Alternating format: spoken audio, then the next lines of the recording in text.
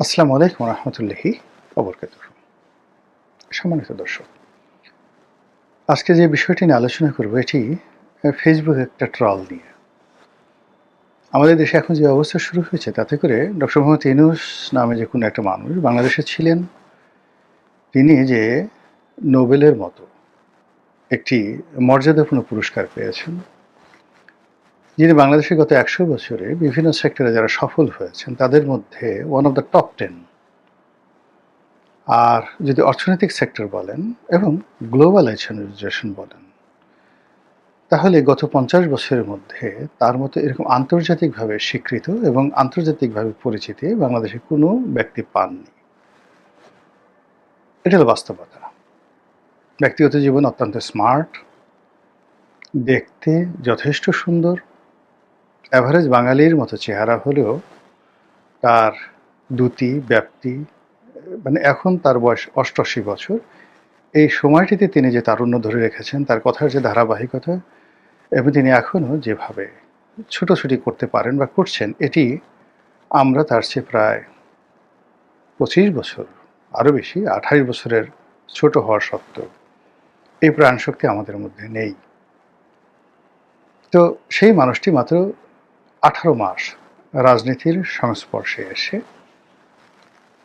এতটা অপমানিত, এতটা অবদমিত, এতটা নিগ্রহ এবং যাকে বলা হয় এতটা পচে গলে গান্ধা হয়ে গেছেন, যার কারণে আমাদের এই সমাজে তাকে টিটকারি করা, তাকে একটা খোঁচা দেওয়া, তাকে আক্রমণ করা, তাকে গালাগালি করে একটু মনের ঝাল মেটানো, এটা বাংলাদেশের মানুষের সাধারণ একটা ফেনোমেনা হয়ে গেছে। সকালের নাস্তা যেমন অপরিহার্য, রাতের ঘুম যেভাবে অপরিহার্য, এভাবে এই বাংলার জমিনে ডক্টর মোহাম্মদ ইউনূসকে গালাগাল করা এখন অনেকের একটা স্টাইলে পরিণত হয়েছে। মানুষ গালাগালি দিতেও পছন্দ করে, শুনতেও পছন্দ করে। তো এরকম ইন্টারনেট ঘিরে, সামাজিক মাধ্যম ঘিরে ডক্টর মোহাম্মদ ইউনূসকে নিয়ে যে সকল ট্রল হয়, গালাগালি হয়, তার মধ্যে এই যে আমি আজকে যে শিরোনাম, এরকম শিরোনামে একটা বক্তব্য দেখলাম যে সামবডি তিনি বলছেন যে ডক্টর মোহাম্মদ ইউনূস এনসিপিতে যোগদান করছে। আমি নিশ্চিত তিনি সেটা ঠাট্টা করে বলেছেন। আর এটা নিয়ে আমি যে ভিডিও করছি, কন্টেন্ট তৈরি করছি, এটাকে আমি ঠাট্টা করে করছি প্রশ্নই আসে না। আমি সিরিয়াসলি করছি। কেন করছি সেটা আপনাদেরকে বুঝিয়ে বলব। প্রথমত যে ডক্টর মোহাম্মদ ইউনূসকে যেভাবে গুতোগুতি করা হচ্ছে, যেভাবে ধাক্কাধাক্কি করা হচ্ছে, তাতে করে সারা দুনিয়ায় তিনি এখন নিগৃহীত। আপনারা জানেন যে পশ্চিমা দুনিয়াগুলো, বিশেষ করে ধনতান্ত্রিক বিশ্ব, তারা টাকা ছাড়া কাউকে চেনেন না। আমেরিকার যে সাম্রাজ্যবাদ, সেই সাম্রাজ্যবাদের একটা প্রধান বৈশিষ্ট্য হলো যতক্ষণ পর্যন্ত আপনার ক্ষমতা আছে, যতক্ষণ পর্যন্ত আপনার টাকা আছে এবং যতক্ষণ পর্যন্ত আপনি শরীর এবং মন দিয়ে আমেরিকার সেবা করতে পারবেন, ততক্ষণ পর্যন্ত তারা আপনাকে মাথায় করে নাচবে। ১। ২ নম্বর হলো যে যতক্ষণ পর্যন্ত তারা আপনাকে ব্যবহার করতে পারবে, ততক্ষণ পর্যন্ত তারা আপনাকে টাকা দেবে, পয়সা দেবে, কিন্তু কোনো অবস্থাতেই আপনাকে মাথায় তুলে নাচবে না। আর আপনার কোনো রকম আবদার আপনার তারা রাখবে না। তারা যাদেরকে রিক্রুট করে বাংলাদেশে বা অন্য যে কোনো দেশে, তাদেরকে তারা মনে করে ক্রীতদাস। ক্রীতদাসের কাজই হলো মালিকের যাকে বলা হয় তাবেদারি করা। ক্রীতদাসের কাজই হলো মানুষের মালিকের আনুগত্য করা, মালিকের হুকুম তামিল করা। কিন্তু ক্রীতদাস মালিকের কাছে কিছু চাইবে, এটা মহাকালের ইতিহাসে কোনো মালিক এটা কখনো গ্রাহ্য করেনি, সহ্য করেনি। একইভাবে আমেরিকা বাংলাদেশে তাদের যত এজেন্ট, সেটা এফবিআই এজেন্ট হোক, সিআইএ এজেন্ট হোক, পেন্টাগনের এজেন্ট হোক, তাদের স্টেট ডিপার্টমেন্টের এজেন্ট হোক, কিংবা কোনো লবিস্ট ফার্মের এজেন্ট হোক, এনি অফ দ্য এজেন্ট, তাদের প্রয়োজনে তারা এজেন্টকে ঘোরায়। কিন্তু এজেন্ট যদি কখনো তাদের কাছে কোনো কিছু চায়, মুহূর্তের মধ্যে তারা সেই এজেন্টটাকে মাইনাসের খাতায় ফেলে দেয়। যেহেতু রাজনীতির সঙ্গে সংবাদপত্রের সঙ্গে দীর্ঘদিন ধরে আছি, এই বাংলাদেশে কারা ভারতের এজেন্ট, কারা রয়ের এজেন্ট, সিআইএর এজেন্ট, কাউকে কাউকে দেখার সুযোগ হয়েছে সে ৮০-র দশক থেকে। সাম্প্রতিক সময় যেমন একজন লোক, শেখ হাসিনার জামানাতেই একজন লোক হঠাৎ করে তিনি নিজেকে আমেরিকার এজেন্ট, আমেরিকার দালাল, সিআইএর এজেন্ট এগুলো প্রকাশ্যে বলার তিনি যাকে বলা হয় মনে করতেন যে এটা বললে বোধহয় তার সম্মান বাড়বে। বউ বাচ্চা নিয়ে আমেরিকান ক্লাবে গিয়ে আড্ডা মারা, রাষ্ট্রদূতদের সাথে ছবি তোলা আর সেই কথা বিভিন্ন জায়গায় প্রচার করা, এটা তার একটা রোগে পরিণত হলো। আমি যেহেতু ঘনিষ্ঠ ছিলেন, আমি তাকে বুঝেই বললাম যে ভাই, এটার পরিণাম ভালো হবে না, ওরা আপনাকে ব্যবহার করছে এবং তারা আপনাকে জাস্ট লাইক চাকর হিসেবে মনে করছে। আপনি যদি পারেন তাহলে যে কোনো একটা সুপারিশ করে দেখেন তো সেই কাজটা সে পারে কিনা। তো তিনি বেশ কনফিডেন্ট নিয়ে বললেন যে আপনি বলেন কি করতে হবে, ওরা আমার সব কথা শুনবে, এই ডোনাল্ড লু, অমুক লু, ইত্যাদি ইত্যাদি আমার সঙ্গে চলে। তো আমি তাকে ছোট্ট একটা জিনিস বললাম যে দেখেন তো এটা পারেন কিনা। আমি জানি যে এটা হবে না, তো সেটা সে আর পারেনি, বলছে বা বলেনি, হয়তো বলেছে, কিন্তু ওই ঘটনার পর অর্থাৎ যেই মুহূর্তে সেটা বলেছে সেই ঘটনার পরে একইভাবে আমেরিকা তাকে ব্ল্যাকলিস্ট করে ফেলেছে। সে আমেরিকার খাতায় আর নেই। এখনও লোকজন তাকে অনেকে ভাবে আমেরিকার সাথে তার ভালো সম্পর্ক, কিন্তু আমেরিকার কোনো দপ্তরের সাথে তার কোনো ভালো সম্পর্ক নেই, যোগাযোগটা পর্যন্ত নেই। এই গেল এক। আর এক লোক এরকম ভারতের দালাল ছিল দীর্ঘদিন। তো ভারতের দালাল ছিল, কিন্তু সেই ভারতের কাছ থেকে টাকা নিয়ে সে কিছু কাজকর্ম করার চেষ্টা করেছে, কিন্তু ভারত যখন বুঝতে পেরেছে যে এই টাকা যে উদ্দেশ্যে দেওয়া হয়েছিল সেই উদ্দেশ্যে ব্যবহার না করে সে একটা অ্যাপার্টমেন্ট কিনেছে বা একটা জমি কিনেছে, এরকম একটা কথাবার্তা।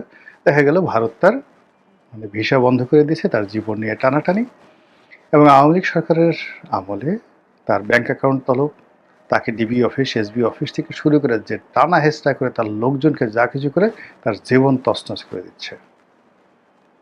কিন্তু সে এখনও বলে বেড়াচ্ছে ভারতের সাথে তার খুব ভালো সম্পর্ক, আর এই ভয়ে অনেক লোক তাকে তাদের দালাল বা এজেন্ট হিসেবে নিয়োগ করছে।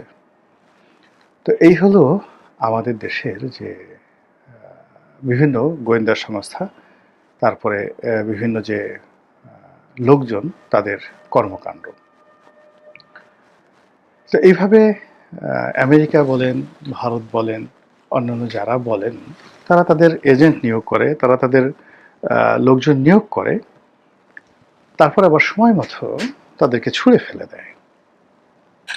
তো সেক্ষেত্রে আমেরিকার যারা এই রেজিম চেঞ্জের এজেন্ট ছিলেন শেখ হাসিনার জামানাতে, আমেরিকা তাদেরকে ফেলে দিয়েছে। কোনো অবস্থাতেই আমেরিকা কাউকে ওন করে না, যেটা চীন করে, যেটা রাশিয়া করে।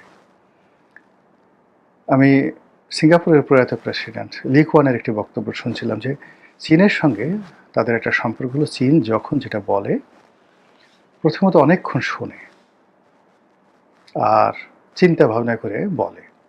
যেমন তিনি দেং জিয়াওপিং তার সঙ্গে লি কুয়ানের একটা বৈঠক হলো সিঙ্গাপুরে।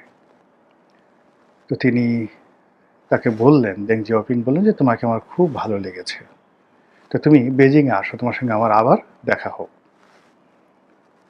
তো লি কুয়ান বললেন যে দেখা করব, তুমি তোমাদের দেশ যখন উন্নত হবে তখন যাব। তো উনি বললেন যে সে তো অনেক বছর লাগবে, ওই সময়টাতে আমি বেঁচে থাকবো কিনা জানি না, তুমি থাকবা কিনা তাও জানি না, তা আসো। তো বোঝার চেষ্টা করেন যে দেং জিয়াওপিংয়ের তার যে ভিশন কোন পর্যায়ে ছিল। তিনি এই কথাটা বলেছেন ৮০-র দশকের একেবারে শুরুতে, ৮১-৮২ সনে। কিন্তু ৯৬-৯৭ সনে মানে চীন যে পর্যায়ে চলে গেছে, তো ওটা দেং জানতেন, কিন্তু তিনি সেটা বলেননি। দ্বিতীয়ত তার কাছে একটা বিষয় তিনি জানতে চাইলেন, বলতে চাইলেন। যেমন মালয়েশিয়াতে যারা কমিউনিস্ট করতো, তো তাদেরকে অস্ত্র দিত, সিঙ্গাপুরের সরকারকে হটানোর জন্য চীন দিত। তো এটা নিয়ে প্রশ্ন করা হলো যে তোমাদের তো রাষ্ট্রীয় পলিসি হলো যে কমিউনিজম এমন একটা ব্যাপার, তারা অন্য দেশের ইন্টারনাল ব্যাপারে ইন্টারফেয়ার করবে না। তো তুমি সিঙ্গাপুরের রেজিম চেঞ্জ করার জন্য মালয়েশিয়ান কমিউনিস্ট পার্টিকে টাকা দিচ্ছ কেন, অস্ত্র দিচ্ছ কেন? তো দেং বললেন যে আমি তো এই বিষয়টা জানি না, আমি খুব দ্রুত মানে জেনে ব্যবস্থা নিয়ে তারপর তোমাকে জানাবো। ঠিক এর 18 মাস পরে দেং জিয়াওপিং তাকে বললেন যে তুমি যে অভিযোগ করেছিলে সেটা আমি তদন্ত করেছি, তদন্ত করার পর সত্যতা পেয়েছি, তারপরে সেটা বন্ধ করেছি, নাও ইউ আর সেফ। আমি যেটা পেরেছি এখন আমি তোমাকে এটা বললাম। তো এটা হলো চীনা জাতির কমিটমেন্ট, কথা বলার ধরন, কাজ করার ধরন।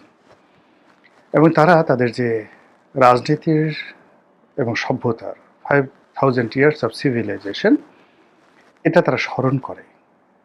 এবং এখনও চীনের যারা লোকজন আপনি দেখবেন সেই ইউনানি চিকিৎসা, সেই শিহুয়ানটি, সেই কনফুসিয়াস, সেই তাওইজম, এই জিনিসগুলো নিয়ে তারা আছে। তারা আধুনিক চিন্তা করে না, সব পুরনো চিন্তা ধ্যান ধারণা এটা করেই তারা আজকের এই জায়গাতে আসে, দে আর প্রাউড অফ ইট। কিন্তু আমেরিকা হলো জাস্ট আজকের দিনের কথা চিন্তা করবে, not yesterday, even not for tomorrow. আগামীর কথা চিন্তা তারা করে না, গতকালের চিন্তা করে না, আজকের এই বাস্তবতায় ফলে তাদের বন্ধু বানাতে দেরি লাগে না, শত্রু বানাতে দেরি লাগে না। এই জন্য তারা ঘাটাঘাট করে কেটে ফেলে।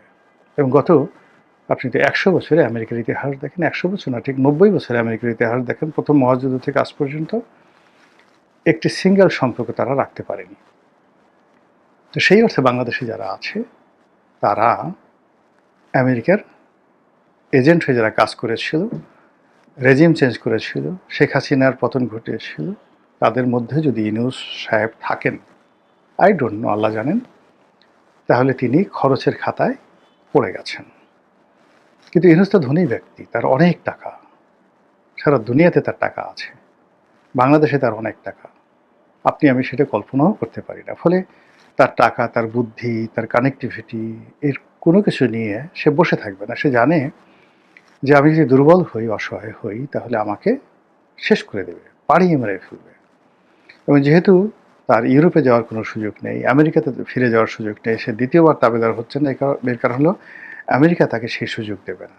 আর আমরা বাংলাদেশে তাকে নিয়ে যেভাবে তুচ্ছ তাচ্ছিল্য করছি, তাকে আক্রমণের মুখে ফেলে দিচ্ছি, তাকে আহত করার চেষ্টা করছি মানসিকভাবে, এবং তাকে ভয় দেখাচ্ছি, মবের ভয় দেখাচ্ছি, সেক্ষেত্রে হি নিডস প্রোটেকশন। আর সেই প্রোটেকশনটা হলো রাষ্ট্রপতির মতো একটি সুরক্ষিত পদ, বঙ্গভবনের মতো একটি সুরক্ষিত আবাসগৃহ, এবং মাথার উপর বিএনপির মতো একটা বড় দলের ছাদ। সেটা তিনি আশা করতে পারেন এবং সেটা তিনি চেষ্টা করছেন। আর সেই কাজে যদি তিনি ব্যাহত হন, ব্যর্থ হন, আর